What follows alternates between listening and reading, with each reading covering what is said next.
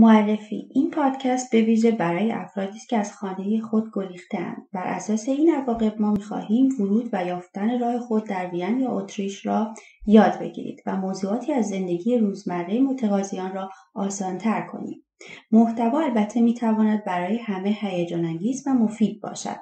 این پروژه ندا نام دارد و از طرف فوند سوسیالس وین تأمین مالی می‌شود. امیدوارم که مطالب، نکات و ترفندهای ما به شما کمک کند تا با زندگی روزمره خود کنار بیایید.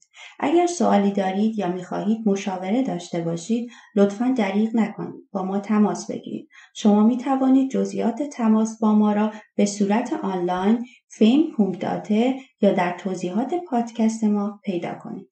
در صورت آزار و اذیت جنسی چه کار باید کرد؟ انستیتو بهداشت زنان، پروژه ندا. آیا در شرایطی هستید که احساس ناراحتی می کنید؟ شخصی چیزی می گوید یا باعث ناراحتی شما می شود؟ بدون رضایت شما را لمس می کند یا شما را تنها نمی گذارد؟ آزار و اذیت جنسی می تواند اشکال متفاوتی داشته باشد، کلامی، غیر کلامی و جسمی. برخی از اشکال آشکار هستند و برخی پنهان. آزار و اذیت جنسی می تواند در هر جایی رخ دهد، در خانه، محل کار یا در ملأ عام. متاسفانه آزار و اذیت جنسی اغلب باعث غافلگیری می شود. نکات زیر می تواند در موقعیتی که احساس ناراحتی و آزار و اذیت می کنید به شما کمک کند. به حالت بدنی خود توجه کنید.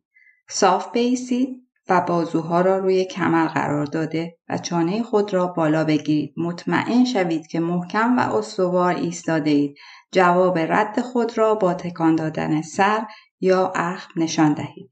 یک نگرش مطمئن به خود دیگران را تحت تاثیر قرار می دهد و شما احساس قدرت می کنید.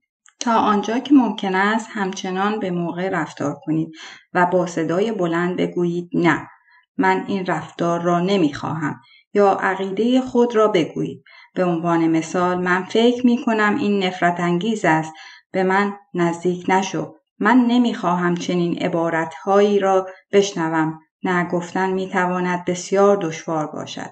این کار را در ذهن خود و همچنین با صدای بلند در زندگی روزمره تمرین کنید.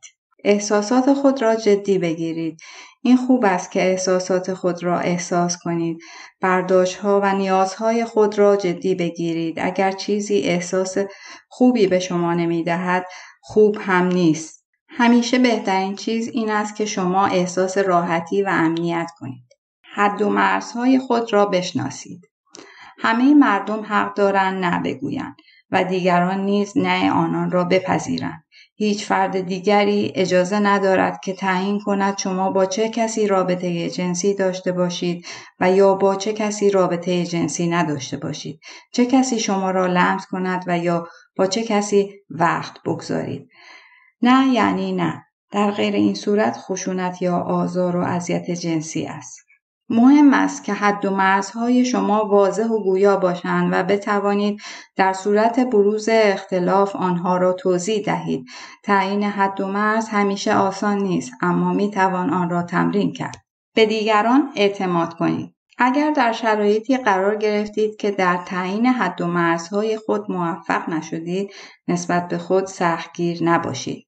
همیشه فرصت دارید که آن حادثه را گزارش دهید و یا خودتان با فردی که حد و مرزهای شما را شکسته روبرو شده و مقابله کنید. چنین موقعیتی را در ذهن خود یا با دیگران تمرین کنید و آرام آرام اعتماد به نفس خود را تقویت. واقعه را مستند کنید. آزار و اذیت جنسی ممنوع است.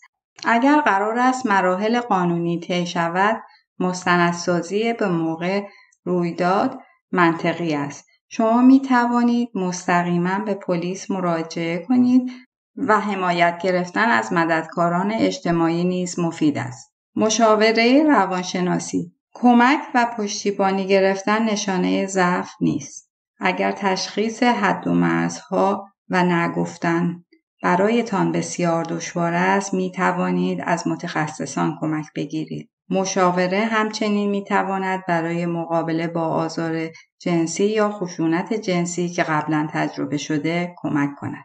اقامت. ممنون که به من گوش می‌دهید. امیدوارم این نکات بتواند به شما کمک کند. خوشحال می‌شویم اگر سایر قسمت‌های پادکست‌های ما را نیز گوش دهید. می‌توانید آن را در وبسایت فیلم به آدرس film.at نگاه کنید. ما همیشه مشاوره‌ها و کارگاه‌های آموزشی رایگان به زبان‌های عربی، فارسی، انگلیسی، آلمانی را ارائه می‌دهیم. جزئیات و تماس مستقیم با همکاران ما را در وبسایت ما و در توضیح پادکست‌ها خواهید یافت.